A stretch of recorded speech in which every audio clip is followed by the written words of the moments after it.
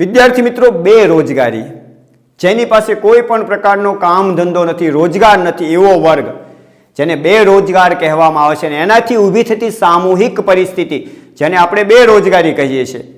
હવે આ બેરોજગારી છે એ જુદી જુદી રીતે આપણી સામે આવતી હોય છે અને તેને આપણે કહીએ છીએ બેરોજગારીનું સ્વરૂપ.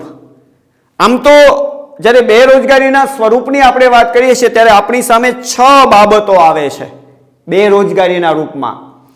એક છે ઋતુગત બેરોજગારી, બીજું છે ઘર્ષણજન્ય બેરોજગારી, ત્રીજી છે માળખાગત બેરોજગારી, ચોથી છે પ્રચ્છન્ન કે સૂપી બેરોજગારી, પાંચમી છે ઔદ્યોગિક બેરોજગારી અને છઠ્ઠી છે શિક્ષિત બેરોજગારી.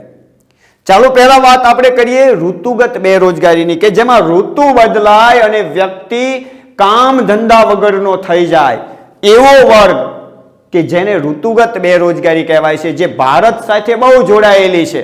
કારણ કે ભારત ખેતી પ્રધાન રાષ્ટ્ર છે અને ખેતીમાં કામગીરી વર્ષમાં 8 મહિના હોય, બાકીના સમયમાં જેમ કે ઉનાળામાં ખેડૂત વર્ગ કોઈ પણ પ્રકારના કામ ધંધા વગરનો હોય છે અને બેકાર બને છે, જેને ઋતુગત બેરોજગારી કહેવાય.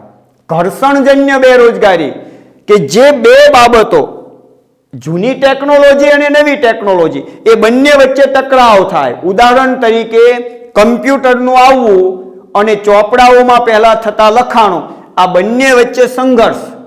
પહેલા સરળતાથી જે જૂના કર્મચારીઓ ચોપડામાં લખીને બધું વ્યવસ્થિત રાખતા, એની જગ્યાએ હવે આધુનિક સોફ્ટવેરની દુનિયા, કમ્પ્યુટર આવ્યું, જેના કારણે બંને વચ્ચે ઘર્ષણ થયું ને એમાંથી ઘણા બધા લોકોએ સ્વૈચ્છિક નિવૃત્તિ લીધી, કામ ધંધો છોડી દીધો, જેને આપણે ઘર્ષણજન્ય બેરોજગારી કહીએ. ત્યાર પછી માળખાગત બેરોજગારી. દેશનું માળખું એવું હોય, એની રૂઢિ પછાતતા, સામાજિક પછાતપણું, પરંપરાગત રૂઢિઓ, રિવાજો, નિરક્ષરતા, એમાં એવું કહેવા હોય કે અમુક લોકો અમુક કામ ન કરે અને એના કારણે લોકો બેરોજગાર રહે. તો આ બેરોજગારી માળખાગત બેરોજગારી તરીકે ઉલ્લેખિત કરવામાં આવે છે. ત્યાર પછી પ્રચ્છન્ન કે છુપી બેરોજગારી.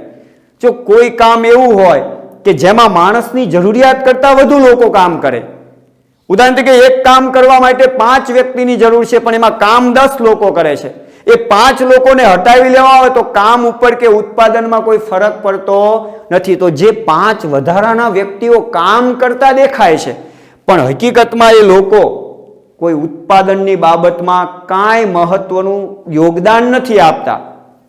એ લોકો આમ બેરોજગાર જેવી સ્થિતિમાં જ છે, દેખાય કામ કરતા, પણ એ કામ કરતા હોવા છતાં એનાથી વળતર આર્થિક દ્રષ્ટિએ કંઈ નથી મળતું. એટલે એ લોકોને આપણે કેવા બેરોજગાર ગણીએ છીએ? પ્રચ્છન્ન બેરોજગાર અથવા તો છુપા બેરોજગાર કે છુપી બેરોજગારી કહીએ છીએ. ઔદ્યોગિક બેરોજગારી. આ ઔદ્યોગિક બેરોજગારી પણ એવી જ છે કે જેમાં જૂની ટેકનોલોજીની જગ્યાએ નવી ટેકનોલોજી આવે, નવા યંત્રોનો ઉપયોગ થાય અને એના કારણે એ નવી આવેલી બાબતોને શીખવા માટે જે વ્યક્તિ હોય, કામ કરતા કારીગર હોય, એને ટૂંકા કે લાંબા સમય માટે કામ વિનાનું થવું પડતું હોય છે.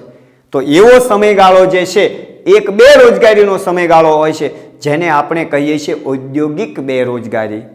અને છેલ્લી બેરોજગારીના સ્વરૂપમાં આવતી બાબત છે શિક્ષિત બેરોજગારી, કે જે શિક્ષિત બેરોજગારી છે એમાં ઓછામાં ઓછું માધ્યમિક શિક્ષણ મેળવ્યું હોય, જે ધોરણ 10 પાસ હોય અને એવા વ્યક્તિઓને કોઈ કામ ધંધો પ્રાપ્ત ન થતો હોય તો તેવા લોકોને આપણે શિક્ષિત બેરોજગાર તરીકે ઉલ્લેખિત કરવાનું કામ કરીએ છીએ. તો આવા 6 બાબતોના અનુસંધાનમાં બેરોજગારીનું સ્વરૂપ નક્કી થતું જોઈ શકાય છે.